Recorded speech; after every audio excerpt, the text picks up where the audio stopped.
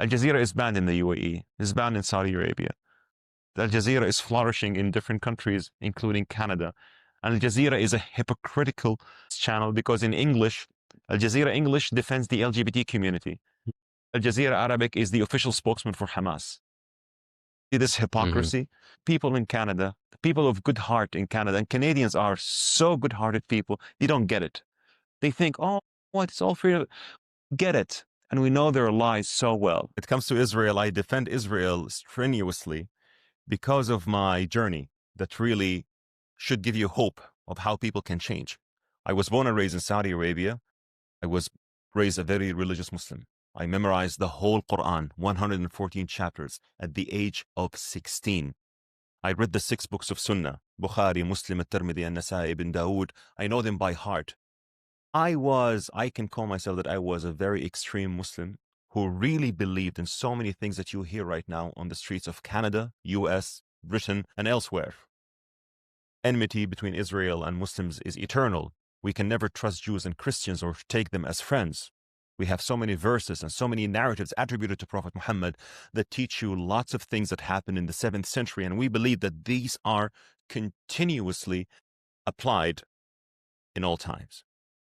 Until 2010 happened. 2010, I flew to France to learn French. By coincidence, I lived with a French family that was Jewish.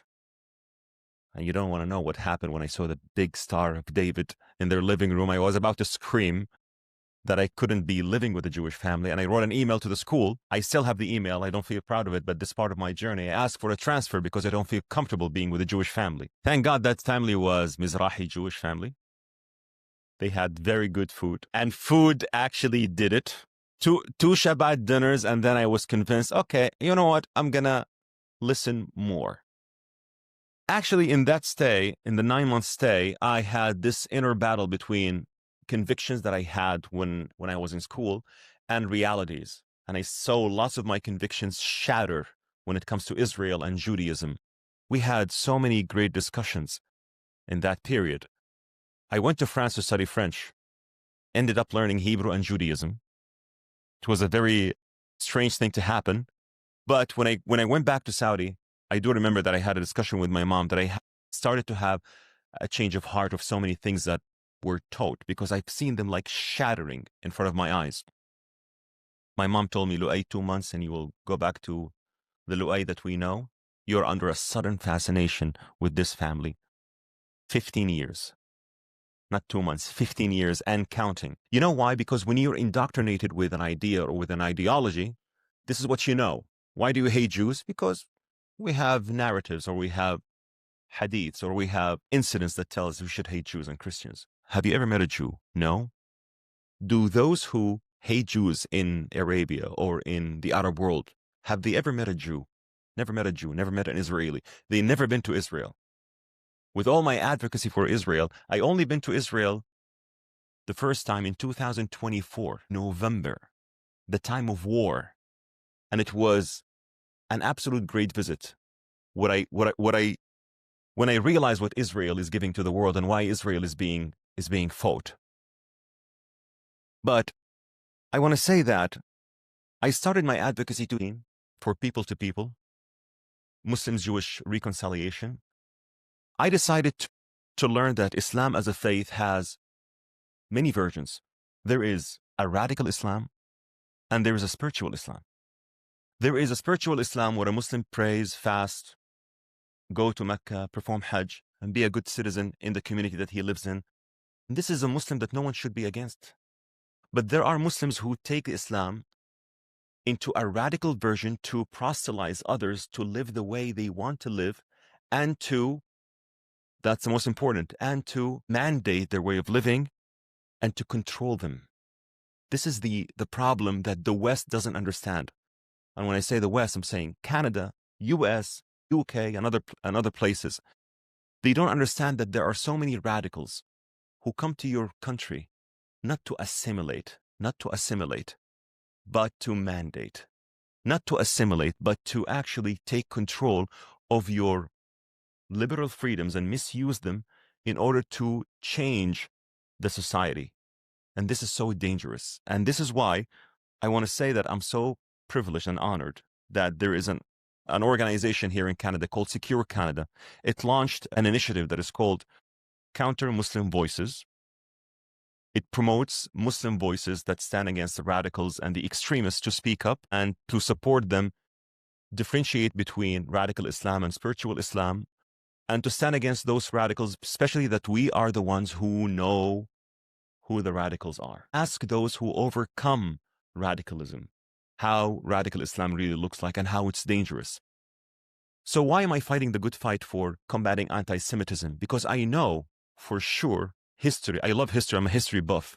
I was known in Saudi Arabia as the person who introduced history and civilizations to the Saudis, this history of the Nabateans, the Lihyanids, the ancient Arabian civilization that Saudi Arabia is known for. But when I spoke about Israel, no, this is not, okay, you're a history expert, but not when it comes to Israel.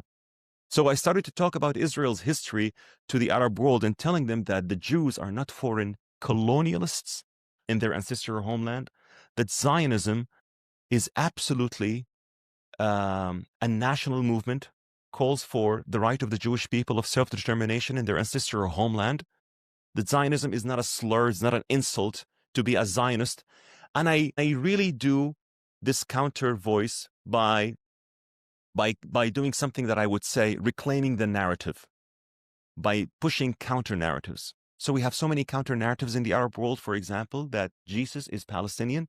And I do this counter narrative by telling the world or telling my fellow Arabs the real narrative. So I made this one real narrative one day, a couple of months ago, and it went viral on Al Jazeera when I said Jesus was a Zionist. And people were saying, how dare you say this? I said, wait, let's go back to what Jesus said. Let's go back to his teachings. Let's go back to who he really was. He was born in Bethlehem of Judea. He was raised between Capernaum and Nazareth. He called the land Israel in the Gospel of Matthew. Verily I say to you, you will never go back, you will never go through all the cities of Israel until the Son of Man comes. He talked to the Samaritan lady near to Shechem, and he told her, you worship God on a mountain that you do not know, Mount Gerizim, but we worship God on a mountain that we know because salvation comes from the Jews. What a progressive Palestinian Jesus was, if that's what it means.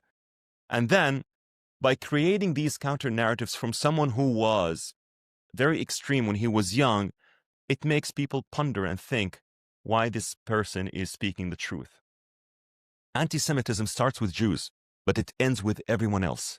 And history should always remind us of this fact. In World War II didn't start because there was a war between Britain and Germany in Europe, or a war between the United States and Japan in the Pacific. World War II started because Nazi Germany expanded in the late 90s. And this is why it's very important for you to know that anti-Semitism starts with Jews and Israel, but it ends with the Westerners, and it ends with people like me, Arabs and Muslims who stand against those radicals, who tell people the truth about the Middle East, who tell people the truth about how the Middle East should prosper, who tell people the truth that Jews are not foreign, Jews are our cousins, and they are back to their ancestral homeland. And Jews never left. There was never a discontinuous presence of the Jews in the land of Israel. Since they were kicked out, when Hadrian kicked them out after the revolt, they still remained in Judea or in Israel, but they were not dominant. 1947, Israel was not created. Israel was reborn.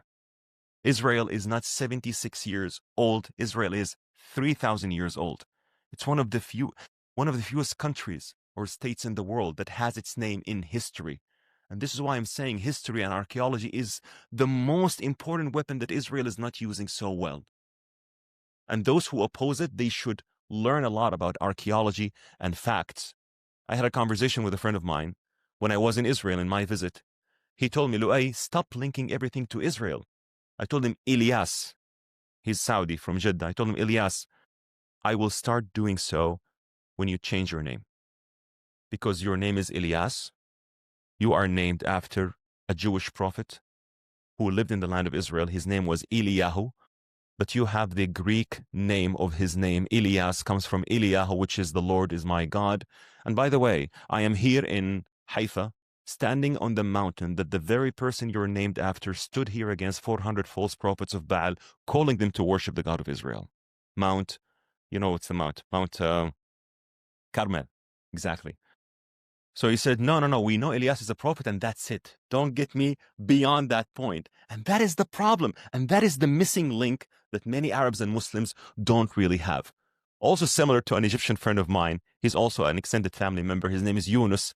He is so mad at me. He is so mad at everything that I post. He's so mad at it.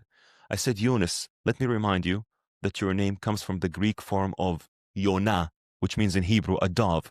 That's a Jewish prophet. That's an Israelite prophet.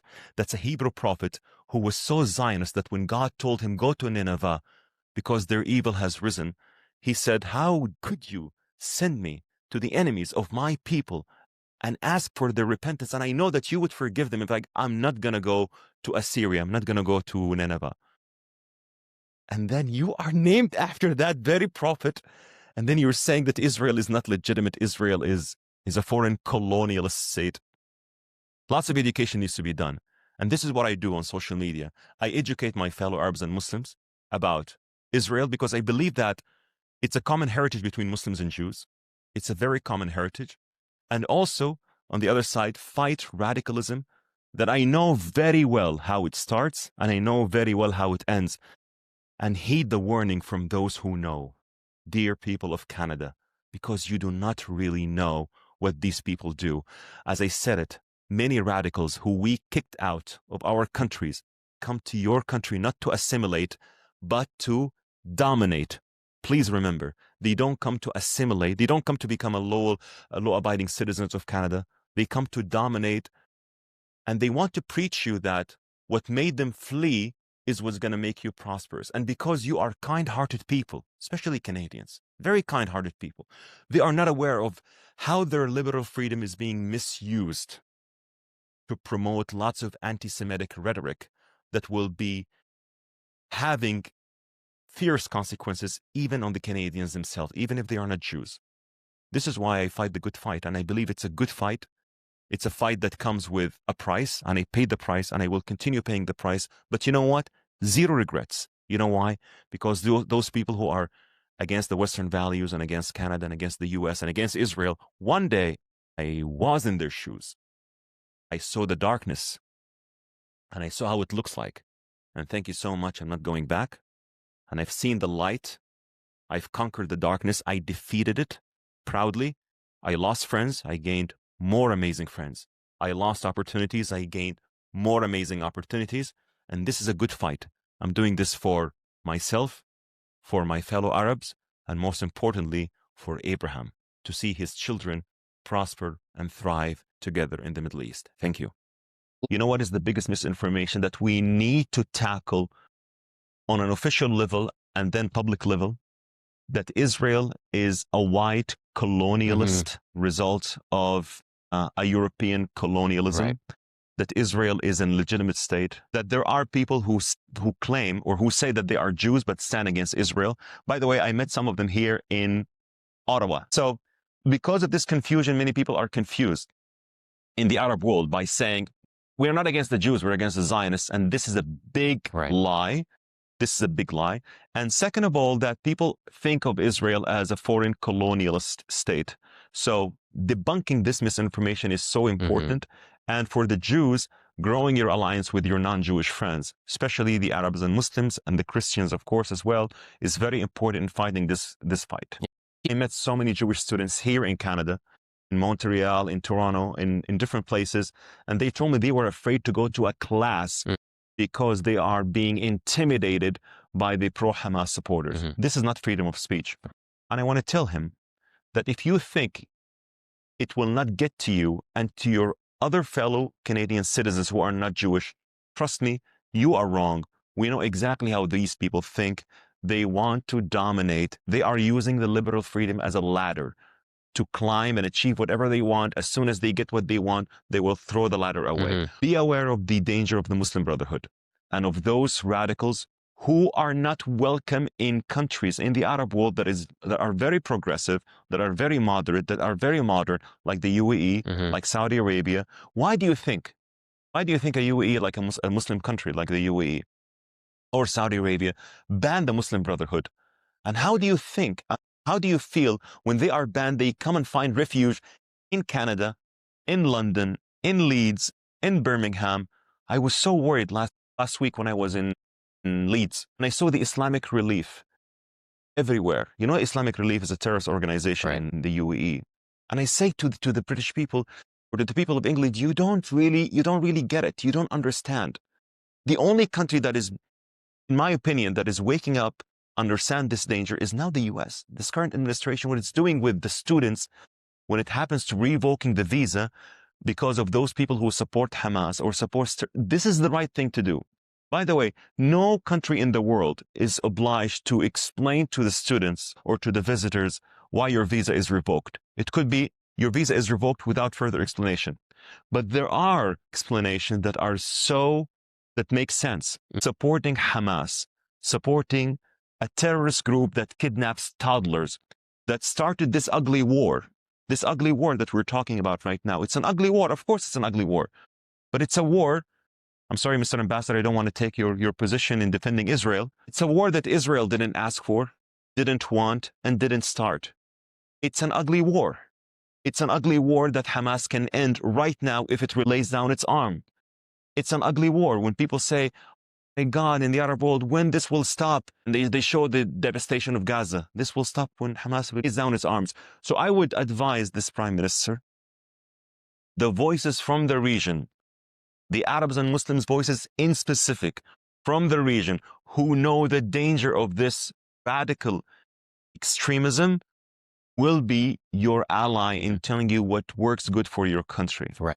And I'm telling you, it is not a good idea to harbor those people or to welcome them in a way that this is like freedom of speech and no one can take it away from us.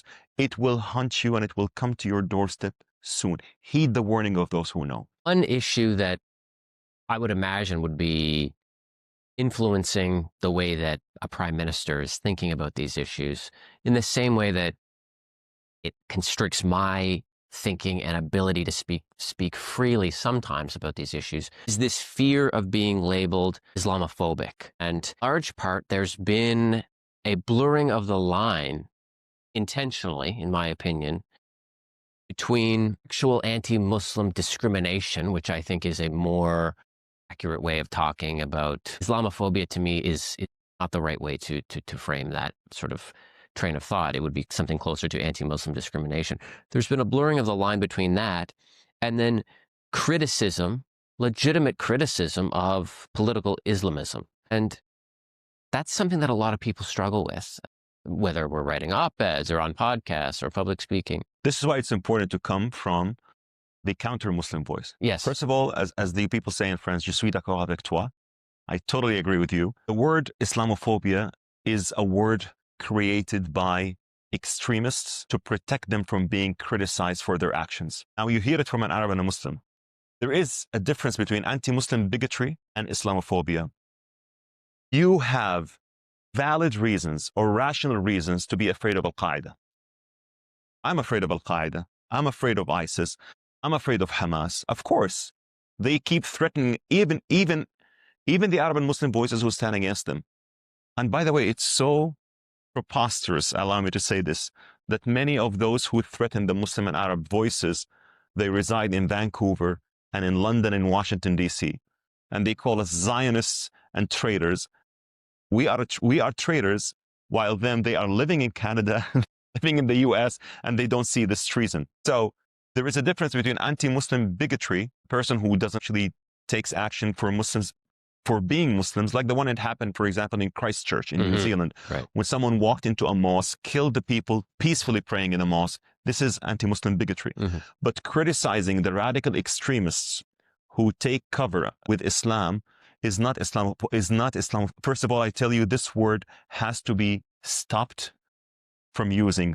There is nothing called Islamophobia. There is anti-Muslim bigotry, and it's different from criticizing those radicals. But they are using the Islamophobia as cover to protect them from being criticized. Right. This is why you need many Muslim voices who tell people of Canada, the people of the US, the people of Europe, the truth about those radicals. Of course, because the word Islamophobia is irrational fear. Many people have rational fears, especially when it comes to Europe, especially when it comes to immigration, especially when it comes to people who think that, you know, there was a Polish politician. I don't blame him. I don't blame him at all. He said, we have a very strict policy when it comes to Muslim immigration. But guess what? We have zero problems. You can't argue with him. Right. He's making very valid points. Right. Of course. This is maybe in Poland. And there are regulations that needs to be, I'm telling you, there are so many that need to be adjusted. If you're coming to Canada as an immigrant, or if you're coming to the US and you are not planning to assimilate, but to dominate and hope that one day you will be able to change the demography of this country, then you shouldn't be granted this visa. There has to be some sort of background checks, or there has to be, and I love what Mark Rubio, the Secretary of State, said, even if you are granted a visa, your actions will be monitored even after your visa is being issued. Yeah. Of course, and I totally support that. Yeah. Because many countries in the Arab world are doing this. Yeah. So the United States shouldn't be, or Canada or other countries shouldn't be an exception. Speaking of the Arab world, you coming from Abu Dhabi, Saudi, you understand the Arab world. You run in these circles. Where does that sort of pragmatism, that clarity, where does that come from in, you know, the UAE, for instance? Why are they thinking about things in such a different way than, say, Canada? And what could Canada learn from? That's a very good question, because you know why?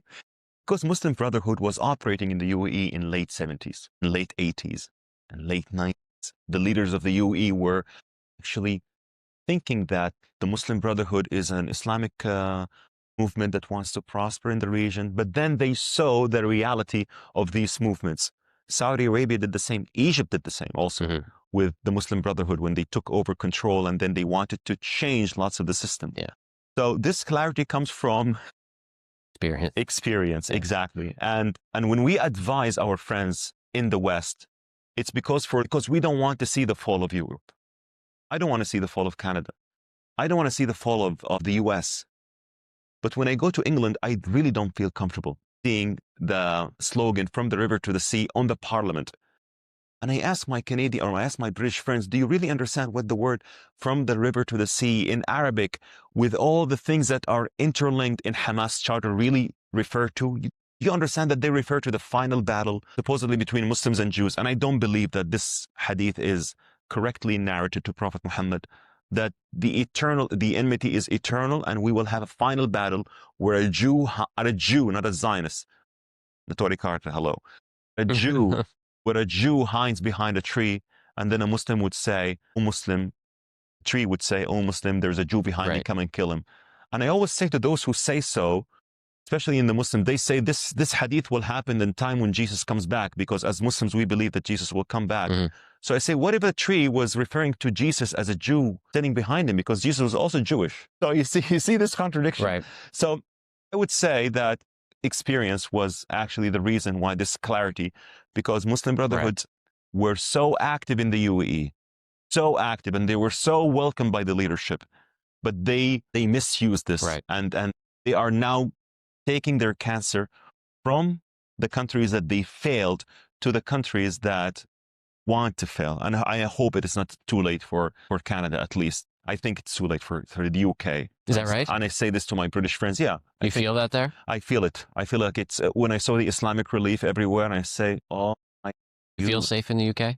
I feel in some areas in the UK, but not really in London, really.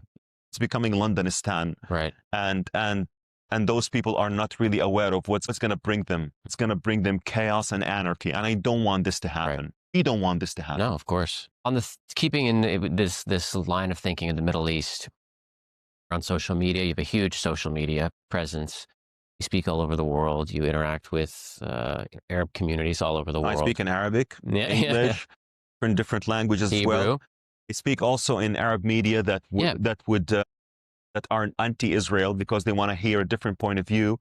So I explain to them with all of these counter narratives about the reality of Israel. Since October 7th, what is your take on how the Arab world, the Arab street is responding to the situation in Israel and beyond, in the Middle East, in Syria, in Iran, in Lebanon. Are you getting the sense from people that things are changing incrementally but positively, or worsening, or is it a lot of the same? What's your sense on that? So I'm always hopeful. Yeah. Always hopeful. But when October 7th happened, even before Israel retaliated, even before Israel thought of the ground invasion, even before any statement from the government of Israel, even before Bibi Netanyahu said the Bible says there's a time for war and there's a time for peace and there's a time for war, people were rushing into condemning Israel. People were rushing into, unfortunately, I would say 7 out of 10 people were supportive of what happened on October 7th because they viewed this as resistance. And I'm telling you, it's really disastrous, but not in the UAE, not in Saudi, not in moderate Arab states. But you can see this, unfortunately, in Egypt, in Tunisia, in Algeria, in Yemen, of course, in some other countries. So, but I remain hopeful. You know why? Because I personally believe October 7 happened for a single reason. Hamas wanted to disrupt the Abraham Accords being expanded with Saudi Arabia, and they realized that, and this is the only way for them to disrupt this Abraham Accords. Well, I have bad news for them because eventually it will happen. We are monarchies. We follow our leaders. So when the leaders normalize and they say this is the best of our interests and the best for our people, many people will follow suit, even though it's challenging because of the war.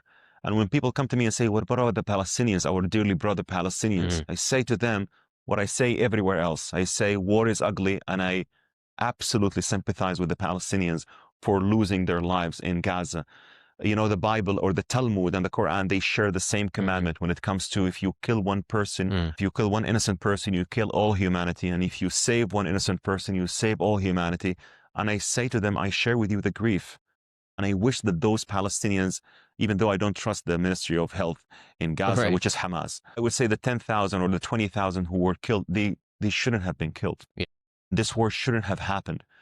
Please, let us put the pressure on the right party. And the right party is not Israel. The pressure should not be on Israel. The pressure should be on Hamas that started this war, and now it's eager to end this war, to release the hostages, lay down its arms. Even the moderate Arab states see no future for Hamas.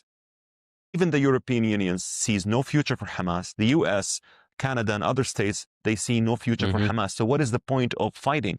I'll tell you what is the point of fighting. It's a death cult. It's a pathological creed that believes in an apocalyptic apocalypse where millions die on both sides, and killing a Jew is a way to paradise. If you've heard the recordings of a Gazan militant who went into Israel and he said, Mom, I killed a Jew. Why do you think because he's indoctrinated with this bad idea. Lots of things need to happen. So I always say to friends who say, what about the war and what about the Palestinians? And of course, no one wants to see the Palestinians die. I believe the Palestinians have the right to live in dignity. I believe the Palestinians should focus on one important thing, having a Palestinian leadership that openly says, we want to live side by side with Israel. We will stop teaching our children Jew hatred, and we will accept the Jewish state as a neighbor, a partner, and we will thrive, live, and prosper together. If such a Palestinian leadership emerges, I promise you, you will see the Israelis in Tel Aviv marching into the streets asking for a Palestinian state. But we don't have this leadership. We don't have this leadership until now. So it's not really gloomy and cloudy. In total, there is hope, and there are signs of hope. And I'm very hopeful that the Abraham Accords will be expanded. I have very good news to those who launched October 7. You failed. The Jewish people defeated Haman, Cheshvarosh, Tichos Epiphanes, Hitler. Now they defeated also radical Islamists. And it's a shame that a group of people who say that they belong to a faith that in its book honored the children of Israel against their oppressors are now becoming the oppressors of the children of Israel in the 21st century. Shame. Sad. As you know, I think we've talked about this a little bit, and I think you've posted about it on social media. Some people in Gaza are protesting now. Yes. Risking their lives. Some of them have been killed since they've started protesting. Yes, we should remember that.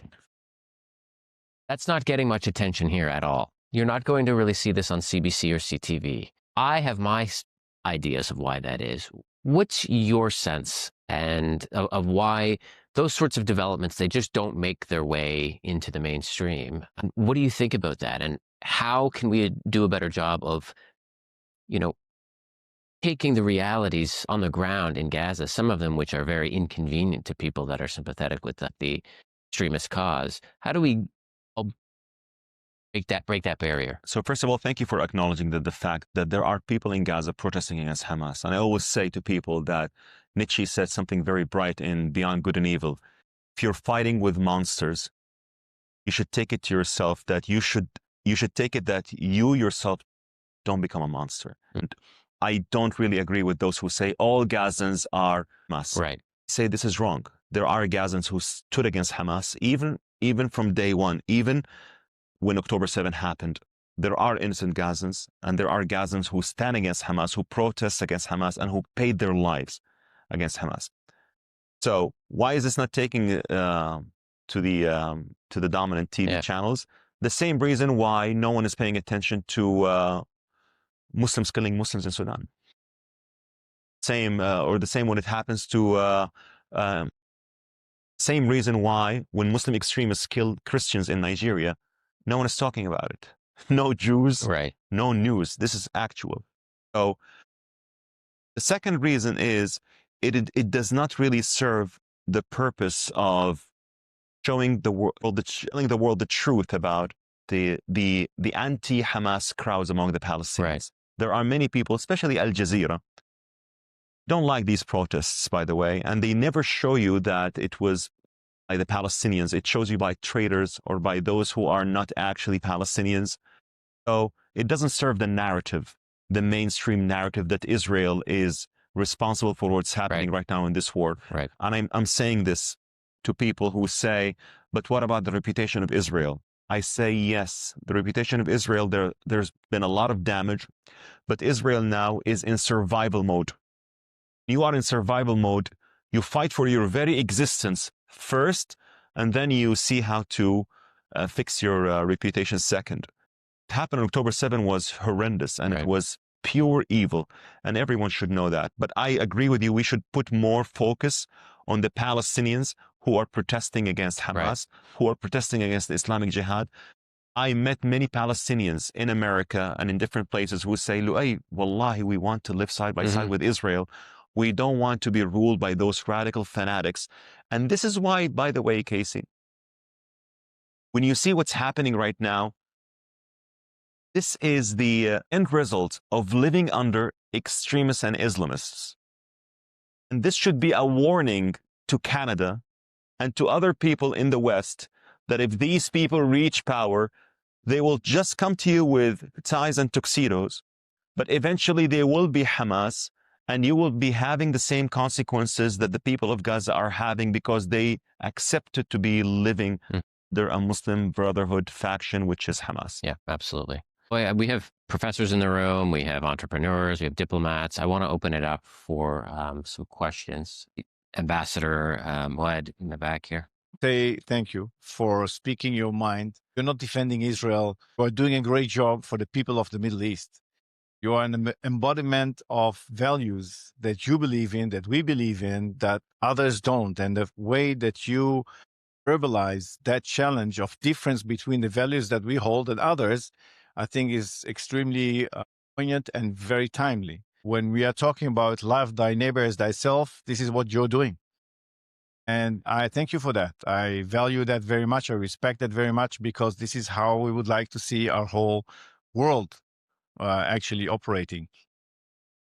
To point to one thing that is happening here, I don't know if you're aware of that, but there's a group of Canadian Muslim lawyers that came up with an idea which is really preposterous, and that is called Anti-Palestinian racism. I don't know if you ever heard of that concept. To me, it sounds like reenacting of the Nuremberg laws. Palestinians a race? What distinguishes them between others? So the fact that they actually decide to call themselves a race so that they perhaps can compare this with anti-Semitism, or I don't know what. But Jews don't think that they are a race either.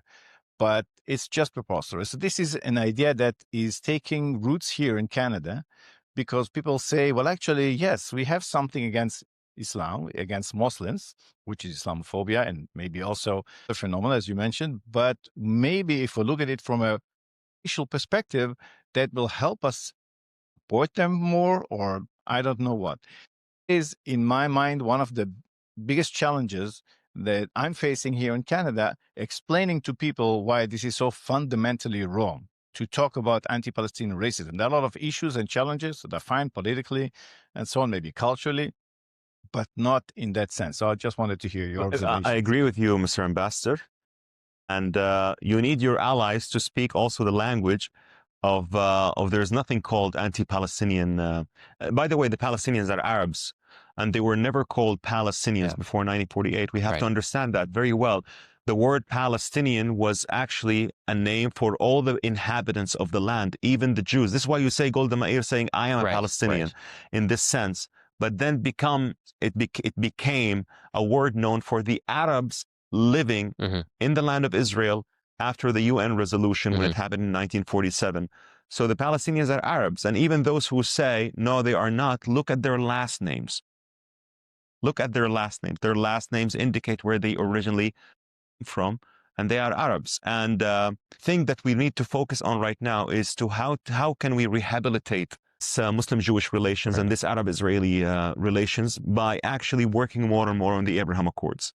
I believe that in the next 4 years, or the next even less than 4 years, we will see great progress when it comes to the Abraham Accords.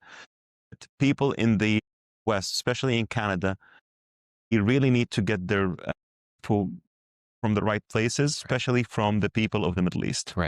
So that no more confusions can happen, as the ambassador said. And I agree with him that this is a great confusion, that many people in Canada who are not aware of the Middle East, who don't know where the Middle East actually, what's happening in the Middle East. They are not, it's not because they are ignorant, it's because they are so busy with their life. They are law-abiding citizens, and they don't think that the anti-Israel crowd is the only crowd that is there. This is why I commend Secure Canada for supporting the counter-Muslim narrative. Those who say that there are Arabs and Muslim voices who speak against those radicals and who don't really want to have any interest in Canada. We are not living in Canada. We are living in our countries. We are so happy. But we are warning you because we see that you are going south. We are just giving you this warning. Heed our warning. I believe Hamas must be destroyed, or at least demilitarized, to give up their weapon. Hamas as an ideology can be defeated. I always say this to even the non-Jewish audience who say, well, an ideology cannot be defeated. Well, I say, well, let's go back to Nazi Germany. What happened in Nazi Germany is a proof that an ideology can be defeated, but there has to be a will. So I wouldn't say what is right and what is wrong for what Israel is doing right now, focusing on releasing the hostage or destroying Hamas and putting some military pressure. Hamas has to be destroyed in a way that October 7 is not repeated. The only way is to do this is militarily. So, but I really sympathize with the Israeli hostages and those who were kidnapped from the Supernova Music Festival. Lost a friend, by the way, was celebrating in the music festival. Her name is Imbar Shimtov. May her memory be a blessing. And many other Israelis that I know were kidnapped from that music festival, killed in their homes, or were kidnapped from the kibbutz. When I was in Israel, I went to kibbutz Be'eri. I met the families there. It was really horrific. So I don't really know what is the right thing to do. But I would say destroying Hamas should not be an option. It's an obligation. And the good thing is that they have no future in other places in the Arab world. They are not welcome.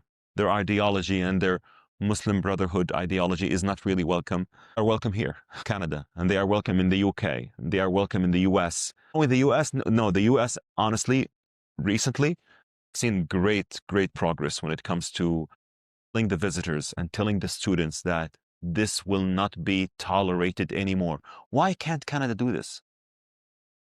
Why UK do this? Really, sir? Yes. I'll tell you why Canada can't do it. The issue is not so much Islamophobia and this so-called Islamophobia that we're not supposed to speak about. It's three things. It's aggressive relativism, this country. It's an inability to distinguish between good and bad. It's cultural Marxism. So the cultural Marxism is the colonialist narrative.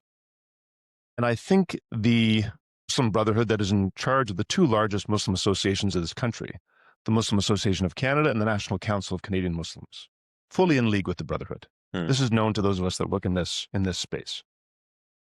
So those are the organizations that the government listens to at the provincial level, the federal level. And the government embraces this relativism that kind of governs a lot of our civic life in this country. Well, we have to listen to them. You can't distinguish between good and bad narratives. This is why we need to grow the counter-Muslim voice, like the Global Imam Council and other councils as well in Canada, to tell the government that these are not the only Muslim voices and they are really misleading you. I listen to those who know, listen to those who were experienced with them. They would tell you where they will lead the country to.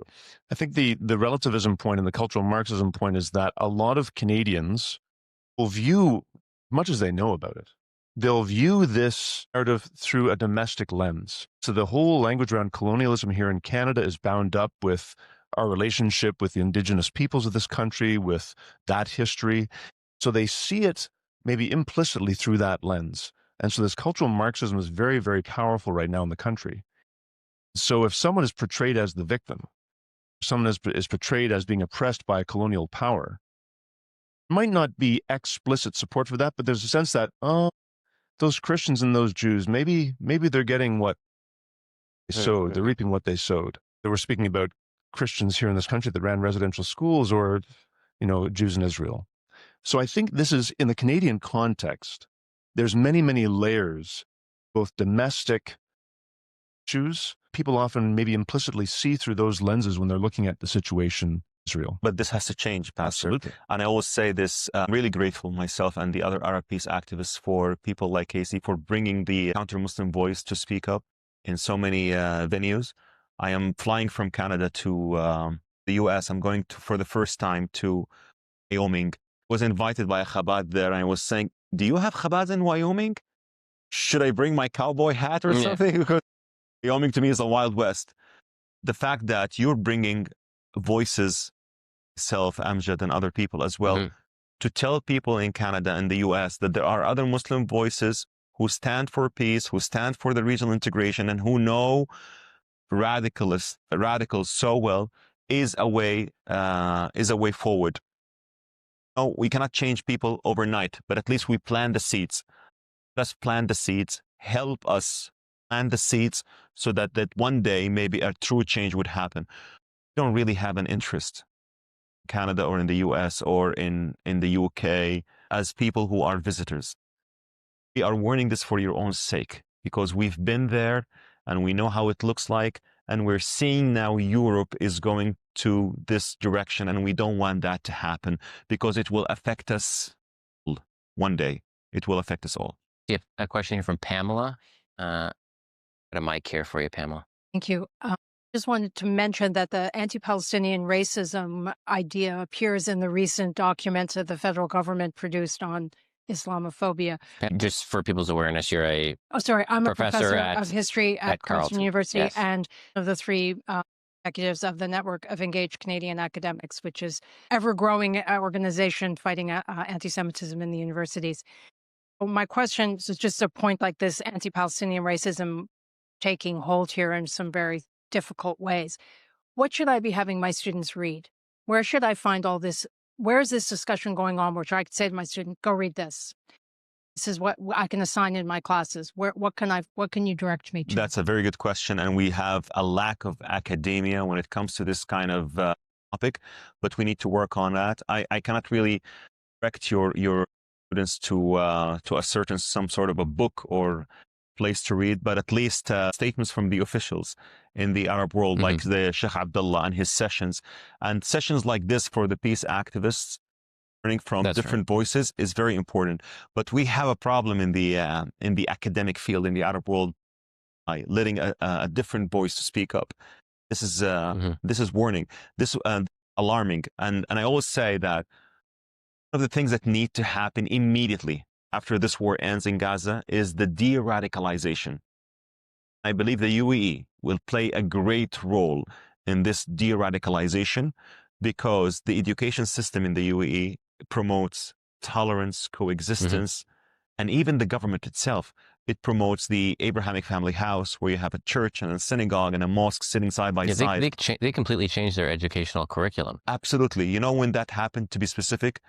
After 9/11, and perpetrators were from the UAE, from Saudi, my God, from Egypt, and 2 from Lebanon. That time, Sheikh Mohammed was so annoyed that 2 of his citizens were actually participants in this terror attack. He decided to do an overhaul the education system, and 10 years ago you didn't have Ministry of Tolerance in the UAE. Right. Now you have a Ministry of Tolerance.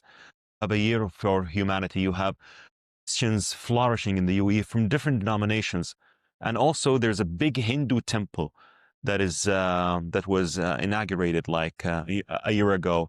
So this is the kind of education that we need to convey to other people. But I agree with you. No, we have a lack of education when it comes to academics, and also when people say, "Where should I go? Where should I read? Where should I read?" Yeah, we don't have much of that. Right. Question in the back there. Oh, Jacques. Thank you so much. Thank you very much for your courage and your voice, which is so incredibly important. Many questions, but grateful the way you've expressed yourself. A concern after a number of years as we've been watching a very uphill battle in getting some of these messages out, looking at university campuses and looking at the way in which obviously community just feels assaulted on so many sides. How does one address the media? I mean, we touched on that maybe just a little bit, but I think I look at our national broadcaster, the CBC, and I look at the difficulty of being able to get information into the hands of the journalists. They get into the hands of the journalists, but the journalists will do nothing with it. And we just look at the outlets that simply refuse to share the truth. Me, voices can be many, but when you're using the media in such a way, and when we have our phones basically spewing out what it does, it's such a difficult battle to communicate against that. It's a difficult battle, but the media you're referring to, the legacy media? Generally, the media that we're seeing out there. I believe our fight should be on social media. Legacy media is dying. Social media is ending. And should do the fight on social media, like on X, Instagram, TikTok. I don't know if it's popular here in Canada or not. Yeah, we should do that. Okay, legacy media doesn't want to listen. Fine. Legacy media is already dying. But social media is not dying. And social media, we need to grow the alliance to have more and more voices speak. I always say to my to my Christian friends who are in this battle, let's collaborate, all of us together. Let's make people know the truth. And we keep fighting the good fight. But let's forget about legacy media. It's really dying. It's really dying. It's interesting. I mean, I could see that as a very important battleground. And as I was sitting here next to Ambassador Moed through the last couple of years, I said how we are losing the public relations battle, how difficult it is. And while we're very significantly able to address things on the battlefield, this is another battleground that we're losing. I don't think you're losing. I don't think you're losing. I think maybe you're struggling, but not losing. Good. Eventually, people will know the truth, especially when this war ends. Because it reminds me when I was a kid, for example, when I saw when I saw 9/11 when I was a kid. Al Jazeera made me believe that 9/11 was a response to the aggression of the United States of America in different parts of the Muslim world. And I will never forget that. Remember this date, 9th of October 2004. Al Jazeera broadcasted a videotape by Bin Laden justifying what happened 3 years earlier in 2001. What he said, Laden said that what really inspired him to bring down the two towers in Manhattan, was that in 1982, Israel invaded Lebanon, destroyed high-rise buildings in Beirut, and that really made him think from that time that he would revenge America with this attack. And Al Jazeera depicted this as, see, 9/11 is justified. You see how dangerous media is? So, things we need to keep fighting the good fight on social media. Forget about the legacy media. We should actually meet with the policymakers and decision makers, telling them that so many channels are doing is not freedom of speech. It's really incitement, especially Al Jazeera. Al Jazeera is banned in the UAE, is banned in Saudi Arabia. Al Jazeera is flourishing in different countries, including Canada. And Al Jazeera is a hypocritical channel because in English, Al Jazeera English defends the LGBT community. Al Jazeera Arabic is the official spokesman for Hamas. See this hypocrisy? People in Canada, people of good heart in Canada, and Canadians are so good-hearted people, they don't get it. They think, oh, what, it's all free. Get it. And we know their lies so well. I wouldn't say that you're losing. You are struggling, and we are all struggling, but we see the light at the end of this tunnel, and we will prevail, inshallah. Thank you. Last point, I think for in Canada, and when I speak with colleagues and friends, legacy media still does play a role when you look at, I think, CBC and CTV and how often we look at the Globe and Mail, which not with doesn't the new have the same stories that you might have in... But not with a new national- generation. But I'm thinking about the generation that is still very much guided by what we do in terms of our foreign policy and how we behave. And that's where my concerns, I completely agree with you. A newer generation, we have to so concentrate on the social media. But I do hope that steps can be taken. I know that you look at honesty on reporting, the efforts made, which are just such an uphill battle. But any thoughts eventually you have on that and how that might be able to, I look at Casey Babbs, Casey Babbs is playing such an important role also in this with the Macdonald-Laurier Institute that hopefully we'll be able to build on that. Hopefully. Thank you so much. Thank you. This is Elliot Tepper from Carleton University and MLI. I want some comments about Iran. So you framed it so far as that Hamas really derailed the effort toward normalization and derailed the expansion of the Accords. Not for long. That's my question. So how do you see things developing? Because the success in demonizing Israel throughout, including Saudi Arabia, that preventing Saudi Arabia moving forward because of their domestic situation, because of what has been presented to them in Gaza. To us about Iran and the future of the Abraham Accords. 2 weeks Saudi ago, Arabia. 2 weeks ago, I was in Saudi Arabia. I was invited iftar, the head of the private office of the Crown Prince of Saudi Arabia.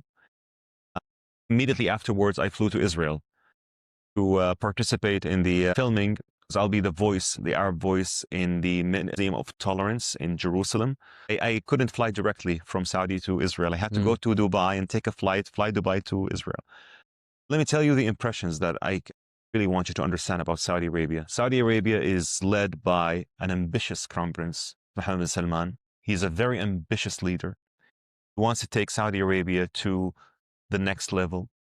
He believes that the years of radicalization over, believes in a prosperous Middle East. He said, Prince Mohammed said that a battle for the Middle East to become the new Europe, if not even better.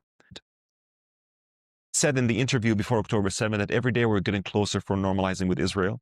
Of course, it's derailed, as you said, but not for long. See that we will soon have direct flights from Saudi to Israel for the end of 2026, inshallah. I see it this way. Now, that's for Saudi. Iran. Oh, it's funny that Iran is supporting the Palestinian cause. I'll tell you why. Let me just tell it. Iran is following the Shiite Islam. Shiite Islam, I know it very well. Imam Tawhidi from the Global Imam Council know it very well. Denomination, it's the second largest denomination in the Muslim world. In this denomination of Islam, Jerusalem, Holy Land, Aqsa Mosque is not there at all. Why did it become significant? I'll tell you the reason that not many people in the West know. The mullahs came to power in 1979. They looked at the map and they said, well, we have an expansionist ideology that we want to convert the Muslim Sunni countries to become Shiites. It's in our blood. We have to proselytize this. We have to convert the Sunni countries. These are our targets. So they looked at the map and they said, what is stopping us from doing so?